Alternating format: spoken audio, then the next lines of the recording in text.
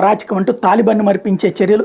Taliban పాలన అంటే ప్రపంచవ్యాప్తంగా అందరికీ తెలుసు. అక్కడ ప్రజాస్వామ్యం అన్న మాట వినబడదు, ప్రజల హక్కులు అనే ఊసే ఉండదు. ఇదేంటని ప్రశ్నిస్తే దాడులు, కేసులు, జైలు, దాదాపు ఇట్లాంటి పరిస్థితి అన్నమయ్య జిల్లాలోని ఆ నియోజకవర్గంలోనే ఉందంటూ రాసుకొచ్చారు. ఒకటి అక్కడ రోజుకు ఒక ఎమ్మెల్యేని టార్గెట్ చేసేటటువంటి అంశం. ఇకపోతే 18 ఎకరాలు 210 అడుగులు 400 కోట్ల అంబేద్కర్ స్మృతి వనం ప్రారంభం అనేది.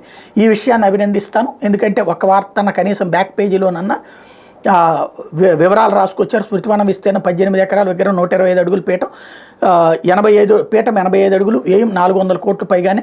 విగ్రహ నిర్మాణానికి 400 మెట్రిక్ టన్నులు స్టెయిన్లెస్ స్టీలు, 120 మెట్రిక్ టన్నులు కాంస్యం ఉపయోగించారు. విగ్రహాన్ని ప్రధానంగా నిలిపించే పెడెస్ట్రియల్ భవనం కోసం 11,140 క్యూబిక్ మీటర్ల కాంక్రీటు, 1,440 మెట్రిక్ టన్నులు స్టీల్ వాడారు. విగ్రహాన్ని చేరుకోవడానికి పెడెస్ట్రియల్కి 2 లిఫ్టులు ఏర్పాటు చేశారు.